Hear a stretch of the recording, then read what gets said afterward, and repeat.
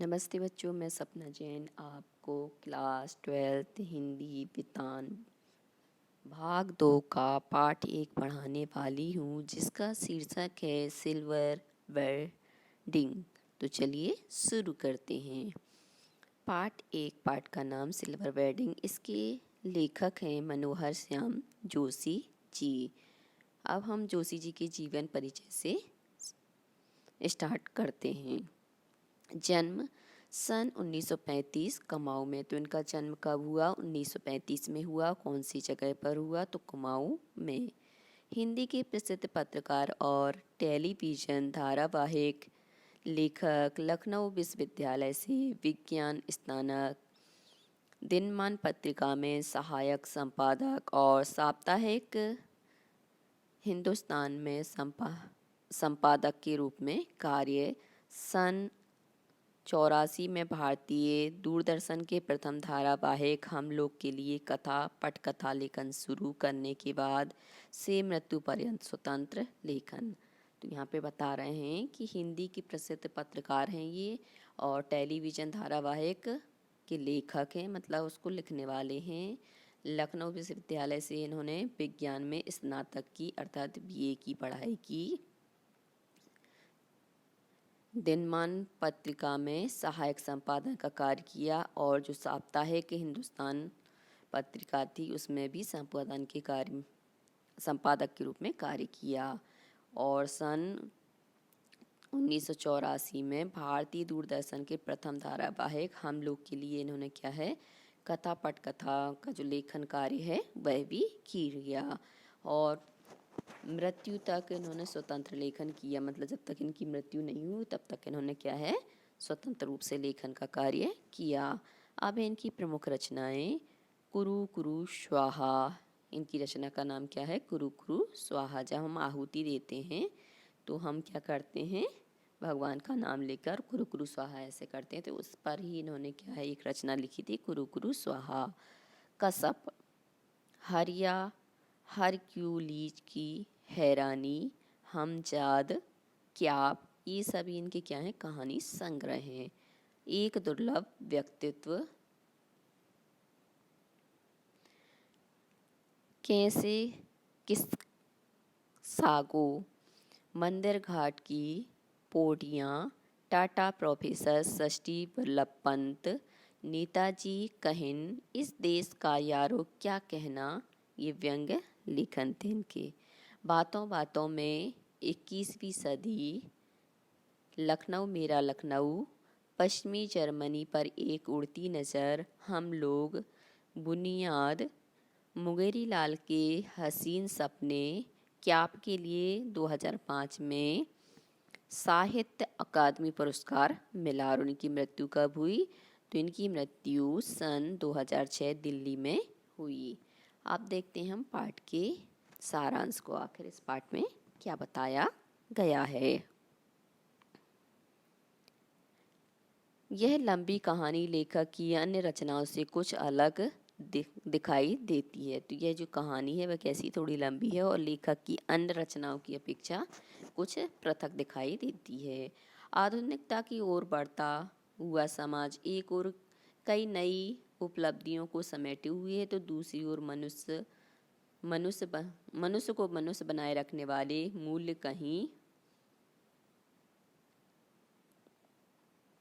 चले गए हैं। तो आगे बता रहे हैं कि आधुनिकता की ओर बढ़ता हुआ जो समाज है वो क्या है, एक ओर तो कई नई उपलब्धियों को प्राप्त करता है समेटे हुए, तो दूसरी ओर क्या है, मनुष्य को मनुष्य बनाए रखने में भी अपनी भूमिका निभाता है।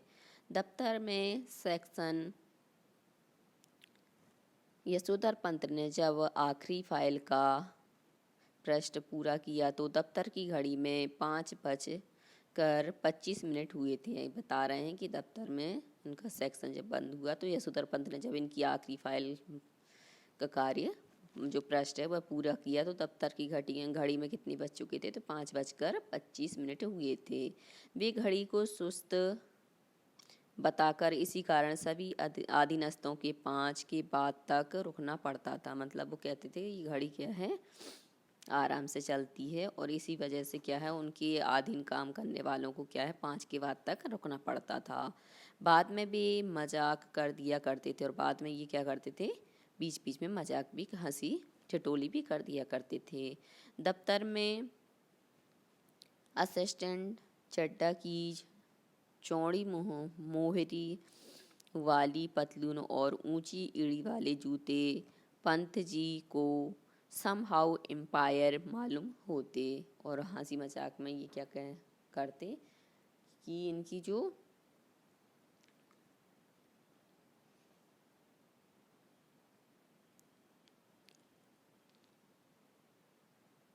समपावर एम्पायर जो चौड़ी पतलून वो पहना करते थे, वो पतलून के बारे में बता रहे हैं। और ऐसे करके इनकी जूते पतलून के बारे में बताकर हंसी मजाक कर दिया करते। पंत जी बताते हैं कि यह घड़ी उन्हें शादी में मिली है। और पंत जी कहते हैं कि ये घड़ी उन्हें कहाँ मिली है, तो ये घड़ी उन्हें शादी में मिली थी।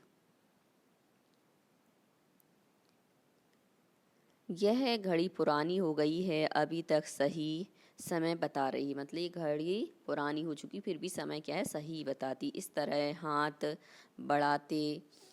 बढ़ाने की परंपरा पंत जी ने अल्मोड़ा के रेंज में स्कूल में सीखी थी। और बता रहे हैं कि इस प्रकार हाथ बढ़ाने की जो परंपरा है, ये इन्होंने कहाँ से सीखी थी, तो अल्मोड़ा के रेंज स्कूल से सीखी थी। ऐसी परंपरा किशनदा के क्वार्टर में भी थी और ऐसी ही परंपरा किशनदा थे उनके क्वार्टर में भी देखी जाती थी। जहाँ यशोधर के शरण मिली थी और जहाँ क्या है, यशोधर को शरण मिली थी। किशनदा कुंवारे थे और पहाड़ी लड़कों को आश्रय देते थे। और किशनदा क्या है, इन्होंने शादी नहीं की थी, ये कुंवारे थे। तो उस समय ये क्या करते थे, कुंवारी जो पहाड़ी लड़के होते थे पढ़ने के लिए आते थे, उनको आश्रय दिया करते थे। जब पंत जी आए तो उनकी उम्र कम थी। मतलब जब पंत जी यहाँ पर आए थे तो उनकी उम्र क्या है, कम थी। नौकरी पर किशनदा ने उन्हें रसोइया बनाकर रख लिया। और बताते हैं कि नौकरी पर इनको किशनदा ने इन्हें क्या किया, रसोइया बनाकर मतलब खाना पकाने के लिए रख लिया। मेनन ने उन्हें सिल्वर वेडिंग की बधाई दी। और मेनन ने क्या है, इन्हें सिल्वर वेडिंग होती है उसकी बधाई दी। यशोधर खुश होते हुए झेपे और झपते हुए खुश हुए। चड्डा जी उनसे चाय मट्ठी व लड्डू की मांग करते हैं। मतलब यहाँ पर यशोधर जी क्या खुश भी होते हैं, झेप भी जाते हैं और झेपते हुए खुश भी होते हुए चड्डा जी उनसे क्या कहते हैं, जाओ चाय और मटरी और लड्डू ले आओ। तो वे उन्हें 10 रुपये देते हैं। तो वे क्या करते हैं, उन्हें 10 रुपये दे देते हैं। परंतु यह उन्हें समहाउ एम्पायर फाइंड लगता है। सारे सेक्शन के आग्रह पर भी चाय पार्टी में शरीक नहीं होते हैं। चड्डा के जोड़ देने पर वह 20 रुपये और दे देते हैं, किंतु आयोजन में शामिल नहीं होते। मतलब पैसे तो देते हैं परंतु आयोजन में शामिल नहीं होते हैं। यशोधर बाबू ने इधर रोज बिड़ला मंदिर जाने और उसके उद्यान में बैठकर प्रवचन सुनने या स्वयं ही प्रभु का ध्यान लगाने की नई रीति अपनाई है। और बता रहे हैं कि जो यशोधर बाबू हैं, यहाँ पर क्या करते थे, रोज बिड़ला मंदिर जाते थे और वहाँ पर बगीचे में बैठ कर के प्रवचन सुना करते थे और स्वयं ही प्रभु का ध्यान लगाया करते थे। परंतु यह बात उन बीवी बच्चों को पसंद नहीं आती। मतलब जो दूसरे लोग जाते थे बीवी बच्चे वाले लोग, तो उनको ये बात अच्छी नहीं लगती थी, क्योंकि वे बुजुर्ग नहीं थे। मतलब बुजुर्ग लोग ये सब करते, ये तो बुजुर्ग थे नहीं और ऐसा करते थे, तो लोगों को पसंद नहीं आता था। भी सब्जी लेने जाते परंतु 8 बजे से पहले नहीं पहुंचते। मतलब सब्जी लेने तो जाते थे परंतु 8 बजे से पहले लौटते ही नहीं थे। वे मंदिर जा रहे थे तभी उनकी नज़र किशन के 3 बेडरूम वाले क्वार्टर पर पड़ी। अब वहाँ 6 मंजिला मकान बन रहा था। मतलब पहले ये छोटा मकान था, अब उसी की जगह 6 मंजिल वाला मकान बन रहा था। उन्हें बहुमंजिले नहीं लग रही। मतलब उनकी इतनी सारी मंजिलें बन रही थी, 6 मंजिलें, तो अच्छी नहीं लग रही थी। यही कारण था कि वे यहीं बसे रहना चाहते हैं। जब उनका क्वार्टर टूटने लगा तब उन्होंने शेष क्वार्टर में ही अपना नाम अलाट करवा दिया। मतलब जब इनका क्वार्टर टूटने जा रहा था तो उन्हें शेष जो क्वार्टर बचे थे उसमें ही अपना नाम अलाट करवा दिया। वे किशन दा की स्मृतियों के लिए यहीं पर बसे रहना चाहते थे और वो किशन दा की जो यादें थी उनके लिए यहीं बसे रहना चाहते थे। बाबू का अपनी पत्नी व बच्चे हर छोटी बड़ी बात पर मतभेद होने लगे। मतलब बाबू का क्या है, अपने बच्चों से क्या है, हर बात पर बहस होने लगी। मन में मुटाव आ गया। मतभेद मतलब मन में मुटाव आना, मन मुटाव होना। इसी कारण उन्हें जल्दी घर लौटना अच्छा नहीं लगता था। बड़ा लड़का एक प्रमुख विज्ञापन संस्था में नौकरी पर लग गया था। मतलब इनका पहला बेटा था, जो बड़ा बेटा वह क्या है, विज्ञापन संस्था में नौकरी के कार्य पर लग गया था। बापू को यह भी समहाउ लगता था क्योंकि यह कंपनी शुरू में ही 1,500 रुपये प्रति माह वेतन देती थी। उन्हें गड़बड़ बता लगती थी। दूसरा बेटा आईएएस की तैयारी कर रहा था। उसका एलाइड सर्विसेज में न जाना भी उनको अच्छा नहीं लगता। तीसरा बेटा स्कॉलरशिप लेकर अमेरिका चला गया। उनकी बेटी शादी से मना करती है तथा वह डॉक्टरी की शिक्षा के लिए अमेरिका जाने की धमकी देती है। वे अपने बच्चों की तरक्की से खुश हैं परंतु उनके साथ सामंजस्य नहीं बैठा पाते। मतलब बच्चे तरक्की करें इस बात से तो खुश है परंतु उनसे जो सामंजस्य होना चाहिए वो नहीं बिठा पाते हैं। यशोधर की पत्नी संस्कारों से आधुनिक नहीं है परंतु बच्चों के साथ वह मॉडर्न बन गई है। मतलब संस्कारों से आधुनिक नहीं परंतु बच्चे जैसा चाहते वो वैसा कर लेती है, तो आधुनिक थोड़ी थोड़ी हो भी गई, मॉडर्न बन गई हैं। शादी के समय उसे संयुक्त परिवार का दबाव झेलना पड़ा था। मतलब सभी लोग क्या एक साथ में रहते थे तो संयुक्त परिवार में जो भी परेशानियां होती, जो भी खुशियां होती वो सब उसने झेली। बाबू ने उसे आचार व्यवहार के बंधनों में रखा। मतलब बाबूजी ने क्या है, आचार विचार के जो बंधन हुआ करते थे घरों में उनके अंदर रखा। अब वह बच्चों का पक्ष लेती है तथा सहूलियत के हिसाब से बाबू की बातें मानने की बात कहती। मतलब जितने मानने योग्य की बातें होती थी बाबू की उतनी मानती थी, बाकी बच्चों का पक्ष लिया करती थी। बाबू उसे सालियल, बुढ़िया, चटाई का लहंगा या बूढ़ी मुहासे, लोग करें तमाशे कहकर उसके विद्रोह का मजाक उड़ाते हैं परंतु वे स्वयं ही तमाशा बनकर रह गए। मतलब बता रहे हैं कि पहले ये क्या करते थे, बापू उन्हें चिढ़ाते रहते थे, मजाक उड़ाते रहते थे, सालियल, बुढ़िया, चटाई का लहंगा, बूढ़ी मुहासे, लोग करें तमाशे, ऐसे कह के उसका विद्रोह करते थे, मजाक उड़ाते थे परंतु अब वे स्वयं तमाशा बन गए। कौन? बाबू। बाद में वे सोचते हैं कि मैं शादी ना कर अपना पूरा जीवन समाज को समर्पित कर देता तो अच्छा होता। बाबू ने सोचा कि किशन दा का बुढ़ापा कभी सुखी नहीं रहा। उनके तमाम साथियों ने मकान ले लिए। रिटायरमेंट के बाद किसी ने भी उन्हें अपने पास रहने की पेशकश नहीं की।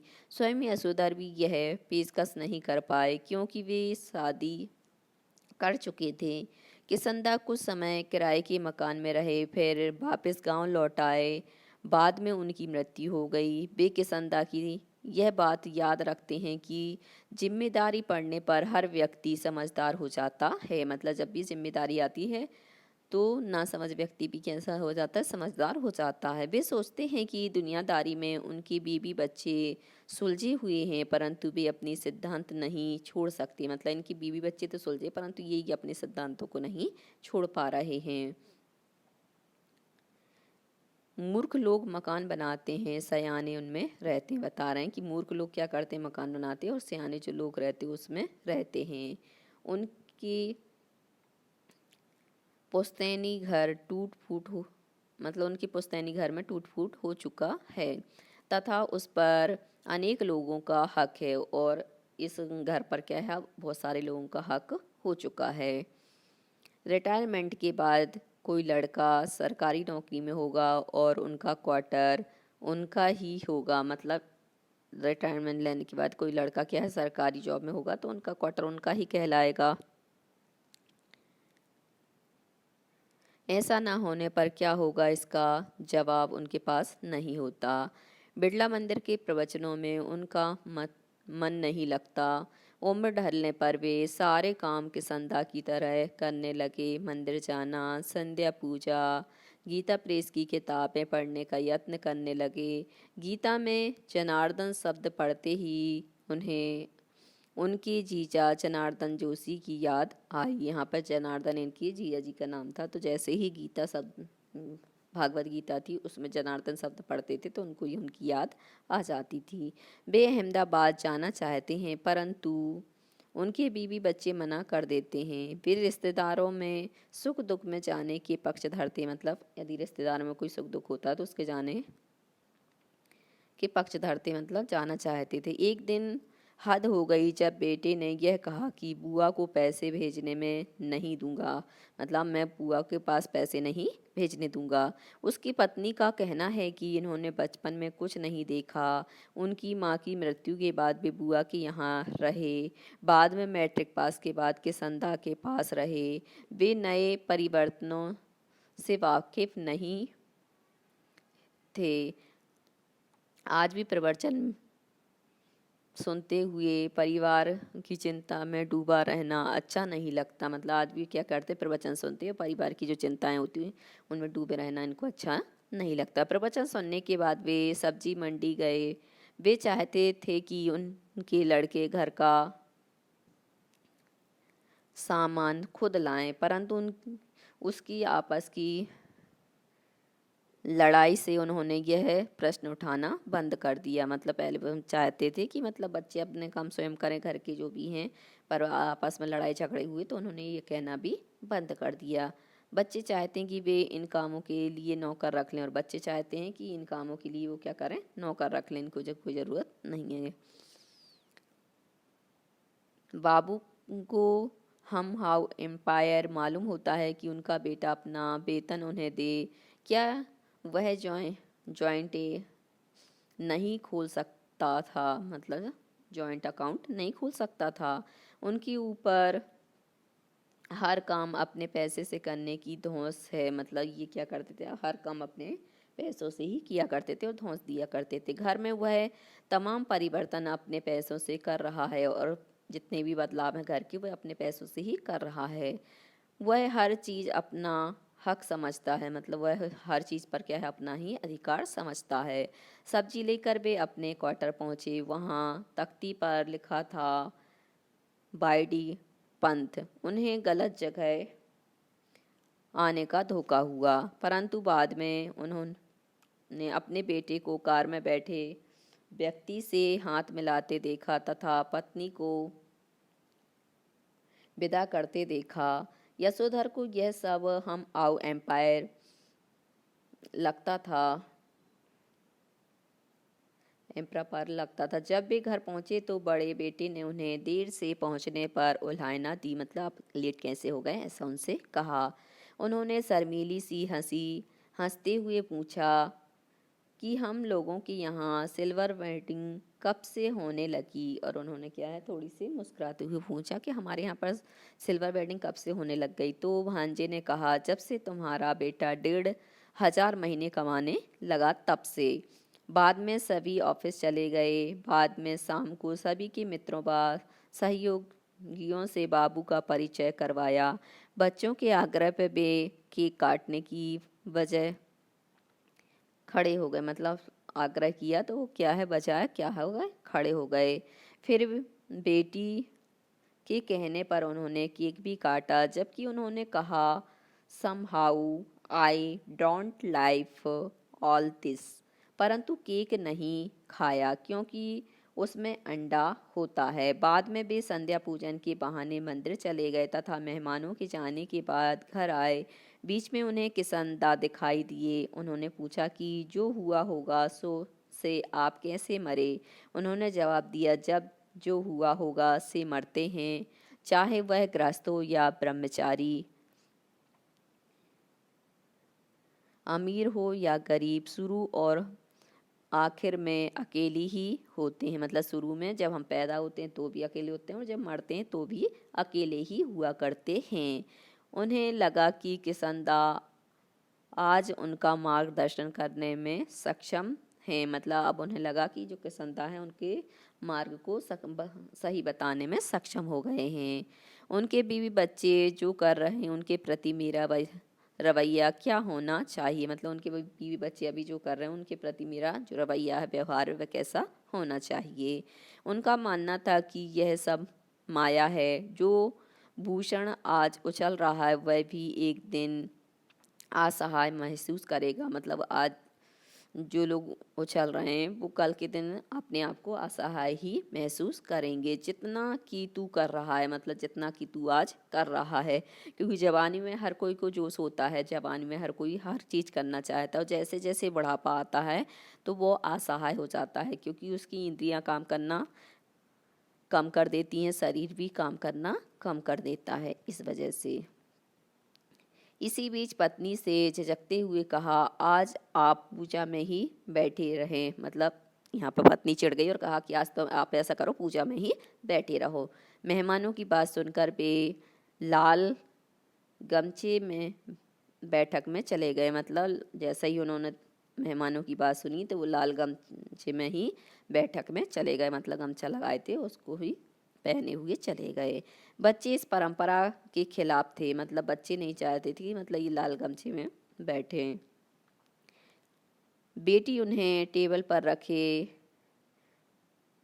प्रेस खोलने की बात कही। मतलब प्रेस, उनके जो कपड़े रखे थे उनको खोलने की बात कही। भूषण उनको खोलता कि यह ऊनी ड्रेसिंग गाउन है, आप इस लेने पर जब जाते हैं तो फटा पुलोवर की यह पहन कर जाना। मतलब आप बाहर जाते हैं तो क्या करना, ही गाउन पहन के ही जाना।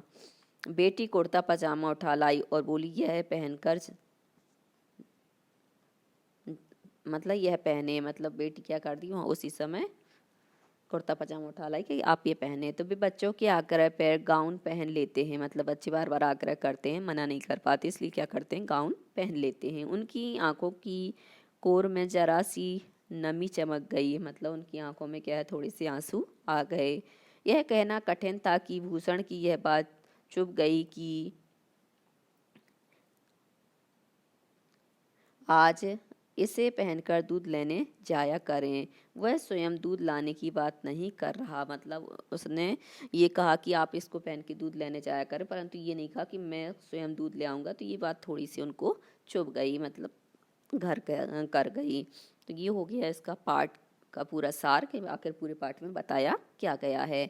अब चलते हैं हम अभ्यास प्रश्न की ओर की। इससे बनने वाले पाठ से बनने वाले जो प्रश्न हैं उनके प्रश्न और उत्तर। यशोधर बाबू की पत्नी समय के साथ ढल सकने में सफल होती है, लेकिन यशोधर बाबू असफल रहते हैं, ऐसा क्यों। मतलब इनकी जो पत्नी है वह समय के साथ क्या है, अपने आप को ढाल लेती हैं, परंतु यशोधर बाबू अपने आप को नहीं ढाल पाते हैं। ऐसा क्या कारण है कि वो अपने आप को नहीं ढाल पाते हैं। तो इसका उत्तर है कि यशोधर बाबू की पत्नी समय के अनुसार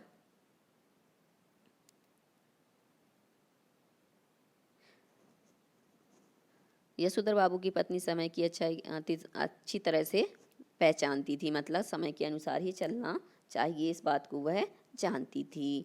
वह जानती थी कि बच्चों की सहानुभूति तभी प्राप्त की जा सकेगी जब बच्चों की सोच के अनुसार चला जाए। और उसकी पत्नी अच्छी प्रकार से जानती थी कि बच्चों की सहानुभूति कैसे प्राप्त की जा सकती है, जब बच्चों के अनुसार चला जाएगा। व्यवहार भी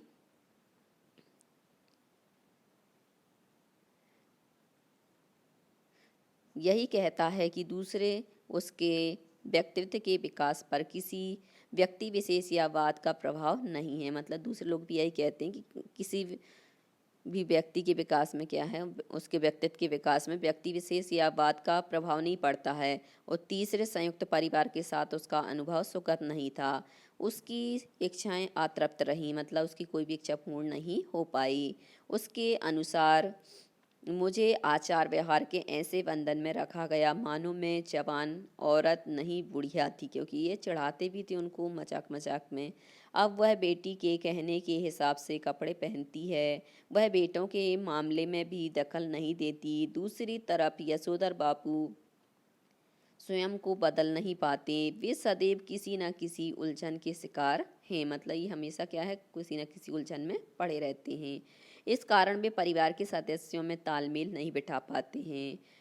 उन पर किसंदा का प्रभाव है जो परंपरा को ढोते हुए अंत में फटे हाल मरे। वे संयुक्त परिवार भारतीय परंपराओं को बनाए रखना चाहते हैं, परंतु परिवार उन्हें निरर्थक मानता है। यशोधर बाबू पार्टीबाजी, फैशन, अच्छे मकान में रहना आदि को पसंद नहीं करते। वे आधुनिक भौतिक वस्तुओं को बंधन मानते हैं। फलतः वे अलग थलग हो जाते हैं। अंत में उन्हें परिस्थितियों से समझौता करना पड़ता है, क्योंकि अब अलग थलग कब तक रहेंगे, बुढ़ापे में तो वैसे ही शरीर साथ नहीं देता।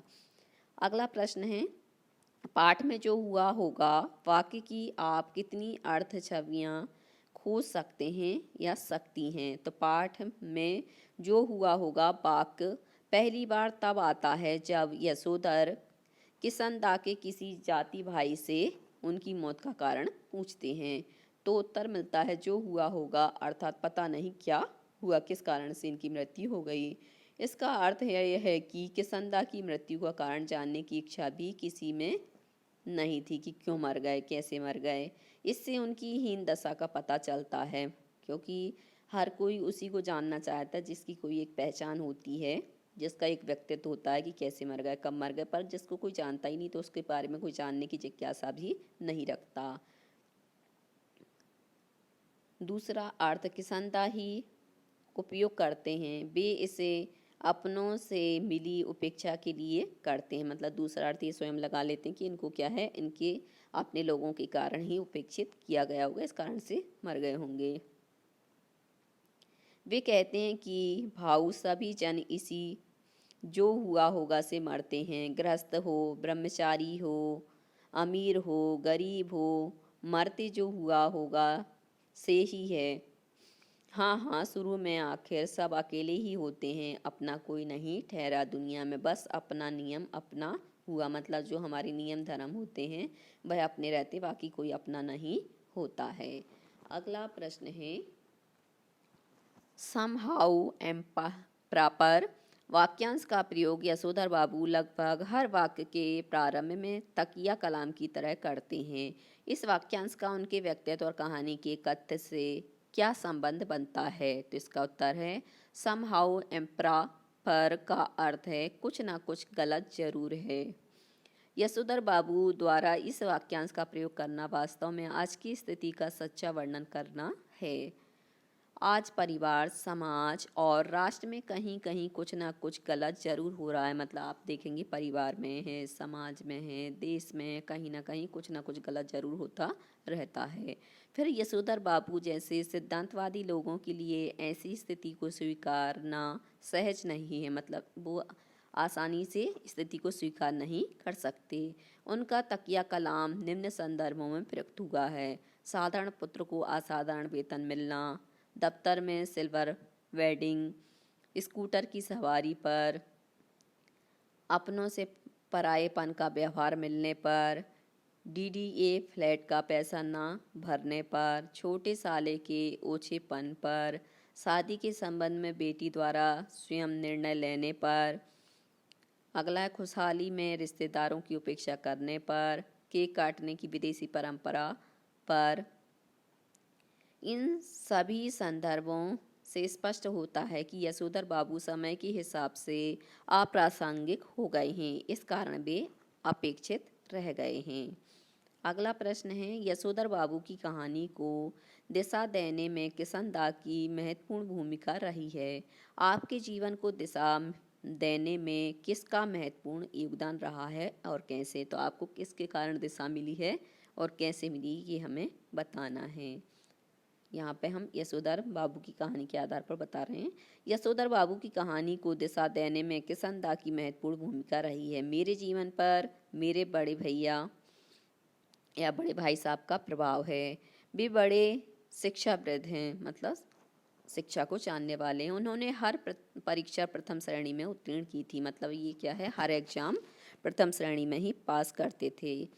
उन्हें कई विषयों का गहन ज्ञान है। परिवार वाले उन्हें डॉक्टर बनाना चाहते थे, परंतु उन्होंने साफ मना कर दिया तथा शिक्षक बनना स्वीकार किया। मतलब उनको डॉक्टर बनाना चाहते थे, परंतु वह डॉक्टर न बनकर शिक्षक बनना चाहते थे। आज वे विश्वविद्यालय में हिंदी के प्रोफेसर हैं। उनके विचार व कार्यशैली ने मुझे प्रभावित किया। मैंने निर्णय किया कि मुझे भी उनकी तरह मेहनत करके आगे पढ़ना है। मैंने पढ़ाई में मेहनत की तथा अच्छे अंक प्राप्त किए। मैंने स्कूल की सांस्कृतिक गतिविधियों में भी भाग लेना शुरू कर दिया। कई प्रतियोगिताओं में मुझे इनाम भी मिले। कुछ ऐसी प्रतियोगिताएं थी जिनमें मुझे क्या है, इनाम भी मिले। मेरे अध्यापक प्रसन्न हैं। मैं बड़े भाई की सरलता व सादगी से बहुत प्रभावित हूँ और यही कारण कि मैं उनके जैसा बनना चाहता हूँ और मैंने उनके जैसे बनने की पूरी कोशिश की। अगला प्रश्न है, वर्तमान समय में परिवार की संरचना स्वरूप से जुड़े आपके अनुभव इस कहानी से कहाँ तक सामंजस्य बिठा पाते हैं? तो यह कहानी आज के समय की पारिवारिक संरचना और उसके स्वरूप का सही अंकन करती है। आज की परिस्थितियाँ इस कहानी की मूल संवेदना को प्रस्तुत करती, मतलब आज की जो परिस्थितियाँ हैं वह इस कहानी की जो मूल संवेदना है उसको बताती हैं। आज के परिवारों में भी यशोधर बापू जैसे लोग मिल जाते, मतलब आज के परिवार में भी हम यशोधर बाबू जैसे लोगों को देख सकते हैं जो चाह कर भी स्वयं को बदल नहीं सकते, मतलब जो अपने आप को बदलना नहीं चाहते। दूसरे को बदलता देखकर वे क्रोधित हो जाते हैं और मतलब दूसरे लोग बदलते हैं तो उनको बदलता हुआ देखकर उनको गुस्सा आता है। उनका क्रोध स्वाभाविक है क्योंकि समाज और समाज का बदलना जरूरी है, क्योंकि समाज में क्या है, जो समाज है वो बदलता रहता है क्योंकि परिवर्तन ही जीवन है। समय परिवर्तनशील है और व्यक्ति को उसके अनुसार ढल जाना चाहिए, मतलब जैसा समय चल रहा है उस समय के अनुसार व्यक्ति को ढल जाना भी चाहिए। यह कहानी वर्तमान समय की पारिवारिक संरचना और स्वरूप को अच्छे ढंग से प्रस्तुत करती है। अगला प्रश्न है, निम्नलिखित में से किसे आप कहानी की मूल संवेदना कहेंगे या कहेंगी और क्यों? मतलब मूल संवेदना किसे कहेंगी और क्यों कहेंगी ये हमें बताना है। क, हाशिए पर धकेले जाते मानवीय मूल, पीढ़ी का अंतराल, पाश्चात्य संस्कृति का प्रभाव। अब इसका उत्तर है कि इस कहानी में मानवीय मूल्यों, भाईचारा, प्रेम, रिश्तेदारी, बुजुर्गों का सम्मान आदि को हाशिए पर दिखाया गया है। तो इस कहानी में क्या है, जो मानवीय मूल्य होते हैं, भाईचारा होता है, प्रेम होता है, रिश्तेदारी होती है, बुजुर्गों का सम्मान करना होता है, इन सभी को हाशिए पर दिखाया गया है। यशोधर पुरानी परंपरा के व्यक्ति हैं। जो यशोधर जी हैं वह पुरानी परंपरा को मानने वाले हैं, जबकि उनके बच्चे पाश्चात्य संस्कृति से प्रभावित हैं। वे सिल्वर वेडिंग जैसी पाश्चात्य परंपरा का निर्वाह करते हैं, मतलब मनाते हैं। इन सब के बावजूद यह कहानी पीढ़ी के अंतराल को स्वीकार है, मतलब पीढ़ी में जब अंतर आता है तो ये परिस्थिति भी घटती ही है। वे मानते हैं कि दुनियादारी के मामले में उनकी संतान व पत्नी उनसे आगे हैं और ये इस बात को स्वीकार भी करते हैं कि दुनियादारी की जो समाज है उसमें उनके बच्चे और उनकी पत्नी उनसे ज़्यादा समझदार हैं। वह पुराने आदर्शों व मूल्यों से जुड़े हुए हैं। ऑफिस में भी वे कर्मचारियों के साथ ऐसे ही संबंध बनाए हुए हैं। चड्डा की चौड़ी मोहरी वाली उन्हें समहाउ एम प्रॉपर लगती है। उन्हें अपनी बीवी व बच्चों का रहन सहन भी अनुपयुक्त जान पड़ता है। वे जिन सामाजिक मूल्यों को बचाना चाहते हैं, नई पीढ़ी उनका पुरजोर विरोध करती है। नई पीढ़ी पुरानी सादगी को फटी चरी सिल्वर वेडिंग के मानती है, मतलब वेडिंग मानती है। वह रिश्तेदारी निभाने को घाटे का सौदा बताती है, मतलब यदि रिश्तेदारी निभाई जाती है तो ये पीढ़ी क्या समझती है कि ये तो घाटे का सौदा है, मतलब देना ही देना पड़ता है इसमें। जैसे बुआ को पैसे भेजते थे तो बुआ क्या देती है, अपन तो उनको पैसे भेजते हैं, सामान भेजते हैं, तो वो घाटे का सौदा समझती है। इन्हीं सब मूल्यों से प्रभावित होकर यशोधर बाबू के पिता के लिए नया गाउन लाते हैं और बताते हैं कि इन सभी चीज़ों से प्रभावित होकर यशोधर बाबू के पिता के लिए वो क्या कहते हैं, नया गाउन लाते हैं ताकि फटे पुलोवर से उन्हें शर्मिंदा ना होना पड़े। उन्हें अपने मान सम्मान की चिंता है, मतलब यहाँ पर वो अपने मान सम्मान को बचाना चाहते हैं। अगला है प्रश्न नंबर 7, अपने घर और विद्यालय के आसपास हो रहे उन बदलावों के बारे में लिखें जो सुविधाजनक और आधुनिक होते हुए भी बुजुर्गों को अच्छे नहीं लगते। अच्छा ना लगने के क्या कारण होंगे कि मतलब उन्हें वो चीज़ अच्छी नहीं लगती। उत्तर, परिवर्तन प्रकृति का नियम है, बदलना ही समय की पहचान है। आज घर का परिवेश बिल्कुल बदल चुका है, मतलब आज आप देखेंगे तो घर का जो परिवेश है, वातावरण है, वह कैसा है, बिल्कुल बदल चुका है। एक परिवार प्रणाली प्रचलन में आ चुकी है। एकल जो परिवार प्रणाली है वह क्या है, प्रचलन में आ चुकी है। यद्यपि यह सुविधाजनक है किंतु इसके बुरे परिणाम भी सामने आ रहे हैं। मतलब ये सुविधाजनक तो है परंतु इसके जो दुष्परिणाम है वो भी हमें भुगतने पड़ते हैं। लोगों में असुरक्षा की भावना बढ़ी है, क्योंकि पहले बहुत बड़े बड़े परिवार होते थे तो जिसको जहाँ जाना होता था चला जाता था, कोई मतलब डर नहीं होता था। परंतु यदि आपका कभी किसी को कहीं जाना है तो घर में क्या है, कोई ना कोई एक व्यक्ति रहना चाहिए, और एक व्यक्ति रहता है तो उसके साथ क्या हो रहा क्या नहीं हो रहा, तो ये असुरक्षा का जो भावना रहती है वो बनी रहती है। विद्यालय आज आधुनिक रूप धारण कर चुके हैं, लेकिन यह रूप बुजुर्गों को बिल्कुल भी पसंद नहीं आ रहा। कारण स्पष्ट है कि आधुनिकता के नाम पर इन विद्यालयों में पाश्चात्य संस्कृति का खुलकर समर्थन किया जा रहा है। शिक्षा और परिवार में परिवर्तन के नाम पर संस्कृति का परित्याग होता जा रहा है, मतलब शिक्षा के और परिवार के नाम पर क्या है, बदलाव के कारण संस्कृति का जो है त्याग होता जा रहा है। अगला प्रश्न है प्रश्न नंबर 8, यशोधर बाबू के बारे में आपकी क्या धारणा बनती है। दिए गए 3 कथनों में से आप जिसके समर्थन में हैं अपने अनुभवों और सोच के आधार पर उनके लिए तर्क दीजिए। का, यशोधर बाबू के विचार पूरी तरह से पुराने हैं और वे सहानुभूति के पात्र नहीं है, मतलब उनको सहानुभूति भी नहीं दी जा सकती है। दूसरा है, यशोधर बाबू में एक तरह का द्वंद्व है जिसके कारण नया उन्हें कभी कभी खींचता है पर पुराना छोड़ता नहीं, इसलिए वे उन्हें सहानुभूति के साथ देखने की जरूरत है। गा, यशोधर बाबू एक आदर्श व्यक्तित्व हैं और नई पीढ़ी द्वारा उनके विचारों को अपनाना ही उचित है। इसका उत्तर, प्रस्तुत कथा में यशोधर बाबू में एक तरह का द्वंद्व है। द्वंद्व मतलब जब हमारा निर्णय सही नहीं हो पाता, दिमाग में 2 चीज़ें एक साथ चलती उसको द्वंद्व कहते हैं, जिसके कारण नया उन्हें कभी कभी खींचता तो है पर पुराना छोड़ता नहीं। मतलब उनको लगता है कि मतलब ऐसा नहीं होना चाहिए, पर कहते हैं हाँ ठीक है, ऐसे मतलब निर्णय नहीं हो पाता है, इसलिए उन्हें सहानुभूति के साथ देखने की ज़रूरत है। कि ये बातें कहानी पढ़ने के बाद यशोधर बाबू पर पूर्णतः लागू होती हैं। वे पुरानी सोच के व्यक्ति हैं, समाज को वे अपने मूल्यों के हिसाब से चलाना चाहते हैं। वे अपने बच्चों की तरक्की से खुश हैं। उन्हें किसनदा की मौत का कारण समझ में आता है, वह स्वयं को छोड़ नहीं पाते, वे स्वयं को उपेक्षित मानने लगते हैं। वे चाहते हैं कि नई में उन्हें खुशी मिले, परंतु यह भी दुख है कि इसलिए गई है ऐसे व्यक्तियों के साथ सहानुभूति व्यवहार जरूरी है। मतलब यहाँ पर क्या द्वंद्व जब चलता है, जैसे किसी की मानसिक स्थिति क्यों बिगड़ती है, जब उसका दिमाग क्या है स्थिर नहीं रहता, तो ऐसे लोगों के साथ क्या सहानुभूतिपूर्ण वातावरण किया जाए तो वो व्यक्ति क्या है अपने आप को जल्दी संभाल लेते हैं। तो उनके साथ वैसा ही सहानुभूतिपूर्ण व्यवहार करना चाहिए। तो बच्चों आज के लिए सिर्फ इतना ही।